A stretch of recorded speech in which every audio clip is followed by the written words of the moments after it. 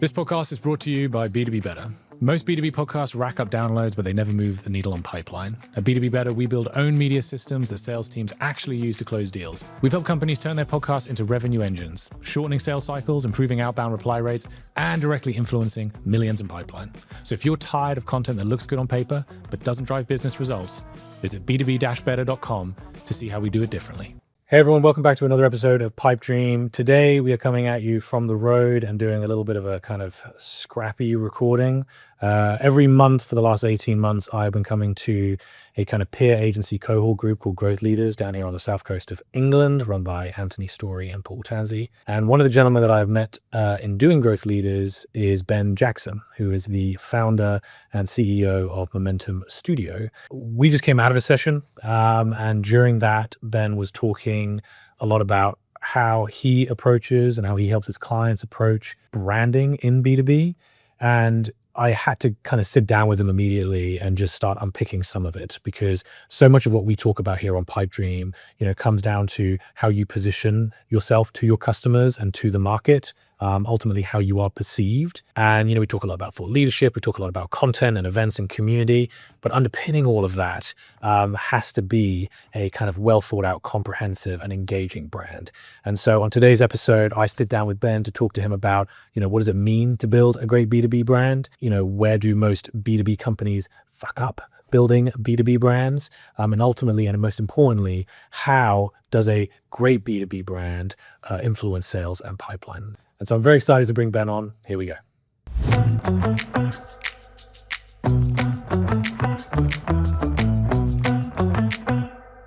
And so Ben, welcome to Pipe Dream. Let's fist bump. Yes. There we go. So glad to be here. I'm a big fan of the podcast, so yeah, pleasure. We've been talking about doing an episode together for a long time. We were saying before we joined the call today that, or before we sat down and started recording, that we're going to do a deeper dive episode on B2B branding. Yeah. But I wanted to kind of grab some quick fire answers from you. And let's start here. When you think about B2B brand, what does that actually mean? And how would a business go about building a quote unquote great brand in business to business? Yeah, I think essentially brand, one of the things that's so confusing in this industry is everyone's got their own interpretation of some of these words. So straight up, we always think about brand, we think about logos. That's a part, it's like one little asset in the context of a brand. The better way to think about a brand is that it's your reputation. I remember years and years ago hearing a quote that someone said that brand isn't who you say you are, it's who they say you are. So it's the reputation that people have of you. And so if you're trying to build a great B2B brand, what you're actually thinking about is what really matters. Well, firstly, who are my customers? What actually matters to them? Mm-hmm. You don't want to run the race always looking around you at your competitors, but you do need to be aware of what are my competitors doing? What are they doing well? What are they not doing well? I'm going to put some blinkers on now and look at who my customers are and really think about what actually matters to them. And I think a part of that is, and we may get onto this, but a part of that issue is that sometimes we build brands really from a vanity mindset where we're thinking about who I want to be and what I think looks cool and my favorite colors. And that's the worst approach to brand. Mm-hmm. Sure, you want to be authentic for sure. But in a B2B brand, you're thinking, I want to add value to my customers. And I'm therefore going to make sure I'm shaping this brand with them at the center of it all, looking at those personas, doing research with them, asking your customers, what actually matters to you? Why did you pick us or why didn't you pick us? And that's sometimes a hard and brave question to ask, right? We often just let someone slip out of the pipeline without really ever asking them that question. So I think a great B2B brand is going to be memorable. And sometimes, that leans a lot on the visual aspects, but it's also going to be really, really clear. I can solve your problems. And that's, what we talk about in terms of brand strategy and brand positioning, which is a really important part of building the brand. Yeah. And that's not just a brand agency trying to sell you more work and calling it strategy. It's really that underpinning, we understand who the customer is and what's going to help your brand to really stand out to them from, all the competition. Yeah, that's really, really well put. I think there's this constant kind of tension in B2B marketing around, brand and demand. And, demand, depending on who you speak to, is going to be defined, a little bit differently. But I think what most people think about when they think about demand is kind of like short-term, kind of direct conversion type tactics. So like, let's run a bunch of ads, or let's reach the people who are looking for a solution that we sell right now, and then let's get them into the funnel and just nurture them to the point of conversion. It's easy to understand. It's scalable, right? If we're thinking about it purely through the lens of paid. But it's also commoditized in a lot of ways, right? Like, the kind of playbook around demand is pretty well understood. And if you've got the right team in place, you've got the budgets to spend, you can spin up a demand strategy pretty quickly. Yeah. Brand feels a lot more kind of like nebulous, difficult to kind of grasp, to get your hands around, to really kind of understand, well, what does this mean and how is it going to be driving impact with our customers?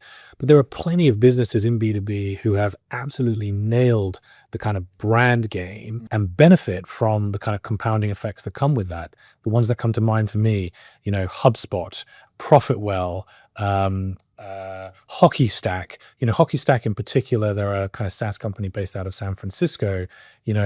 They have built their entire go-to-market strategy around their brand as an educator, within kind of like go-to-market.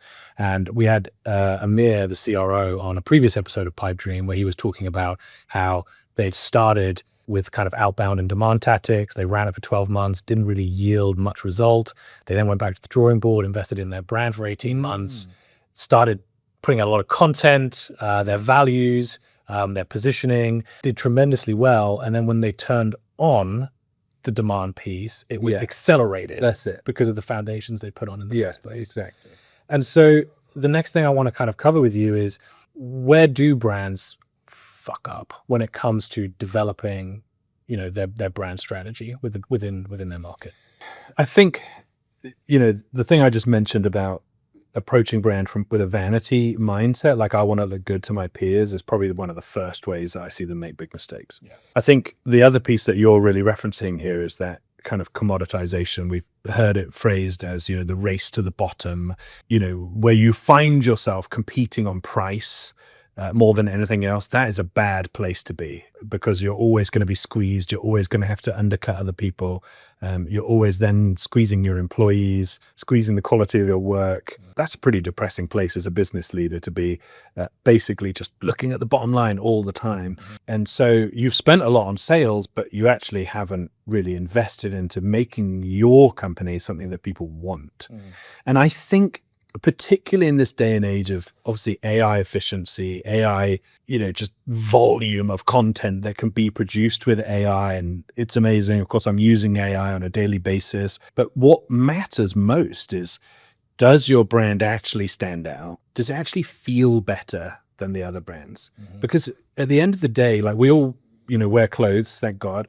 We're willing to spend that bit more on the clothes that feel good and that I'm confident in. I'm willing to walk into a store. You and I were talking about one today, which I won't name because we don't want to do product placement, but you and I might choose to walk into one store over another. Well, why? Because we have the perception that the quality of their clothes is better, the customer service is better. Really, every single touch point, every interaction that I have with that store contributes to this feeling that I want to go here more than I want to go there. And that's when we're not just competing on price, right? If I'm just going to buy a bag of basmati rice, sure, maybe I'm thinking, well, Lidl, Aldi, if you're in the States, Walmart, whatever, has the best price, that's where I'm going to go. But when we're actually investing in a partner, which in a B2B context, that's what you're really doing, aren't you? You're investing in a partner. You want someone who you have confidence gets it, who is actually going to be a positive impact for you in the long run. And so I think when people mess up is when they're just like, hey, brand doesn't matter. It's just, I'm just going to compete on price. And if they are not taking the time to think about brand in a holistic context of every touch point, every interaction that the customer has with me. If you're in SaaS, that's often that breakdown between the marketing website, which sure might look sexy, but then someone dives into the onboarding flow for a product and it's like, oh, this is like clunky and I can't figure out my way through it. And you very quickly get a bad taste in your mouth. So Yeah. I think it's that holistic idea of brand and really making sure. And I would say one more thing on that is to look at brand as a single capital expense is a mistake as well. And I see companies do this one a lot, where it's like, oh, we've done this big rebrand, but then where is the either the internal resource or the external, like, creative partner that's helping you to not only produce your sort of content on brand, but actually to iterate on that brand and to improve it. And anyone who's had a website, this. If you look at a website and you just think, cool, website's done and dusted, then it decays really quick, doesn't it? But if you look at the website as something that we are frequently iterating, improving, running, conversion statistics and all of that kind of thing, you can keep on top of it, and it actually has a much longer lifetime. So I think a brand is most valuable when you continue to invest in it rather than looking at it as a one-off purchase. And this segues really nicely into an important point, and something that we always make sure we want to cover on every episode of Pipe Dream, which is like, how does this all ultimately translate into pipeline? And I think that's probably where a lot of executive teams struggle when it comes to brand versus demand, where like demand, you can run campaigns, put them on a dashboard and see, okay, I put in $100 into ads, I generated $150 in client, this is a success. How do we connect brand to pipeline? And so walk me through your thoughts on, like, how does having a comprehensive, well thought out premium brand help sales teams acquire, nurture, and convert customers? I mean, like I've just been highlighting, brand is every experience that your customer has with you, right? So before they've jumped onto a sales call, before the sales team actually have an opportunity to influence this relationship, something has brought them to the pipeline in the first place. They've already had a number of interactions with you. Of course, establishing credibility is really, really important. I was talking to a CEO of a Silicon Valley tech company yesterday, and he was saying to me, oh, we don't have a brand. And I was like, well, you do, because you have a reputation. Whether you've invested in that or not is a different matter. Already people are interacting with you. Already people are forming ideas of who you are. And you are either creating friction in the sales process through the way that you're doing things or not doing things, or you're lubricating the sales process. It's like an accelerator pedal and a brake pedal, right? You're either enabling the sales process to go forward, or you're giving them reason and opportunity to stop it and back out or consider competitors. So when you are investing in brand, and again, that yes, that's the beautiful design side of it, but it's also the all those tertiary kind of touch points and user experience and all of those pieces. When you're investing in those, all you're doing is just adding that lubrication. I wish I had a better word, but my brain's not thinking fast enough to find one right now. But you're adding lubrication to the sales process. So when someone gets on a call then with sales, you've already established that you're a credible option. You've ideally already even mitigated some of their possible concerns or things that they're thinking about. Maybe I should go to this other company. Maybe they do a better job. You've established yourself as a really credible option, which then means the sales job is they're not trying to win the client from explaining what the product does, telling you why it's better than competitors, because actually the brand has already done a lot of that work. And so then the sales job is like, well, what's the right package for you? And how do we price this in a way that's going to fit you? And all of those sort of questions. Of course, I'm not directly in sales, so I'm not going to try and pretend I know all those conversations ins and outs, but sales becomes a much better process when the brand has done its hard work already. And so many times what I come across is someone who's invested a lot in building a great product, and then they try to get the customers on board, and the customers look at it and go, I don't know. I'm confused. It's not clear. I don't see the benefits to me. It looks shoddy. It looks like they haven't invested. And if they haven't invested in the website, well then how can I trust that the product's going to be good, right? So that process of investing and looking at all of those aspects, I feel like a broken record now, but they all feed into that moment where then sales is just sales. It's at that point, it's like, what's the right product for you? I think one of the challenges that a lot of businesses listening to this maybe face or feel when it comes to their brand is, a question of like where and when do I start, because we're talking here, you've used the word touch points a lot, multiple touch points, holistic, thinking about your business as a whole rather than just like touching, a part of it.